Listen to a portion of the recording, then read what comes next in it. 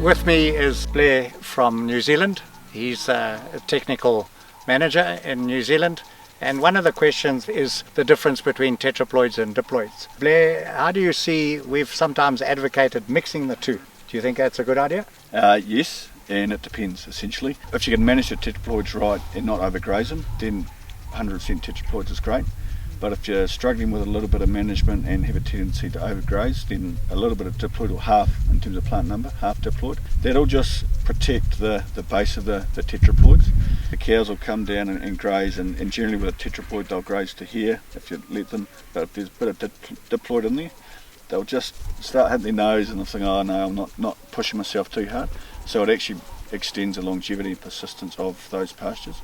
And also the tetraploids are fantastic. What we're finding in New Zealand, and this is based on a dairy farm, a working dairy farm example, is that they can let the covers go a little bit higher, and with the 3-leaf stage, when the 3rd leaf's coming out, that's pretty much half your dry matter in that last leaf. Yeah. So if you graze at 2.5 instead of 3, you're losing, say, 25% of the yield. Yeah. So if you can push that up to your pre-grazing residual around that 2.8, 3-leaf stage, you're actually gaining a lot of yield. Yeah.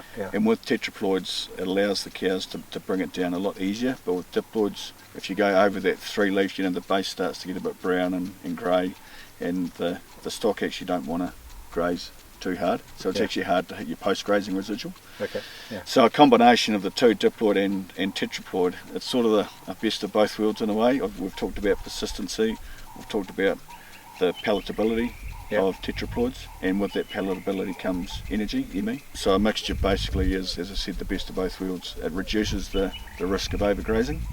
There's still a risk, but it also allows you just to push the covers up a little bit more and capture that top end yield, but still be able to bring it down to that ideal post-grazing management.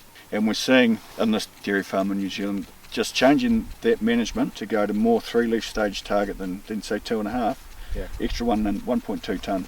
For nothing else, no changes. Okay, and that's the only change they made. So 1.2 tonne a year over 100 hectares. So typically our tetraploid would be a Viscount. Our diploid, our top diploid at the moment is Governor, and we'd mix 50-50 by plant population. Yes. So that would be 15 kgs of Viscount, 12.5 kgs of diploid to give you. 10 to 12, Yep, perfect.